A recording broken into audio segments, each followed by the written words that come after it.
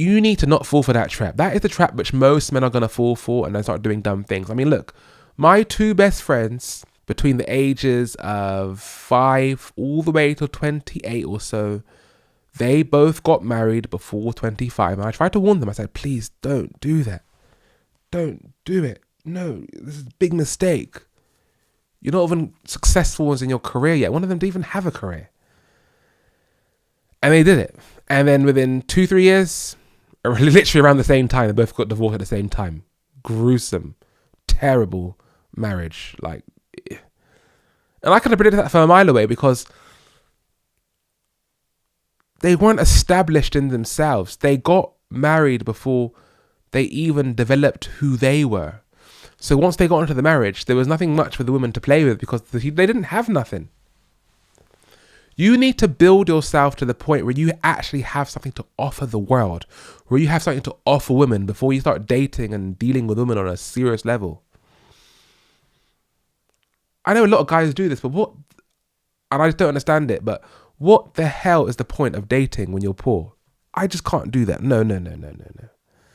If I ain't got money, I ain't dating. What's the point?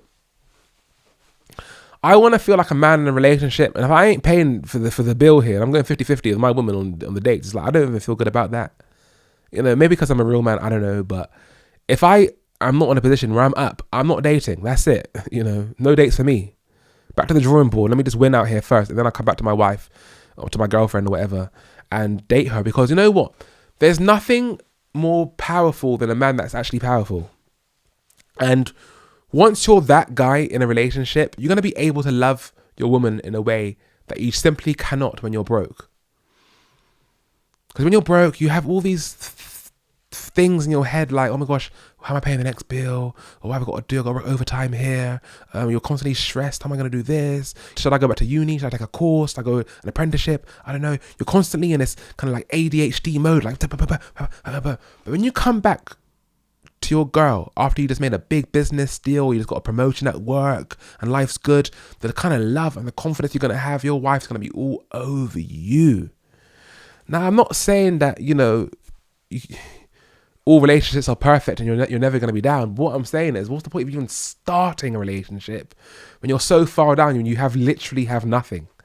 I don't see the point in that at all. Hence why I tell men, no serious relation until 30, because most of you will not make it until 30. And a lot of you won't make it until 40.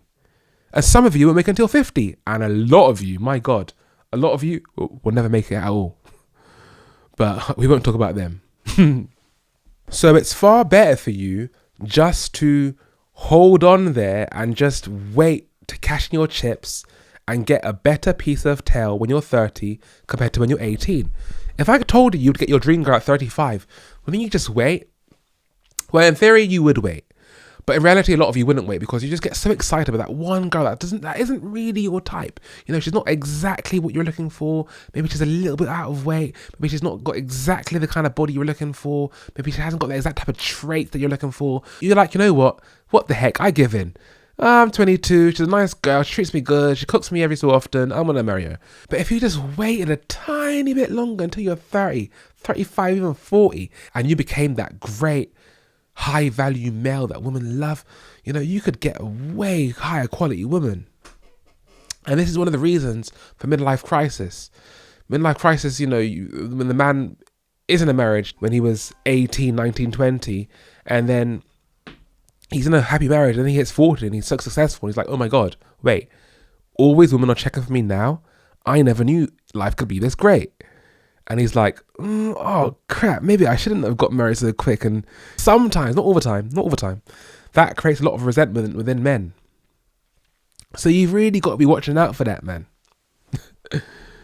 If you just hold on to those chips, it's like poker. Being a man is literally like poker. The game often gets better as you play it for a longer period of time.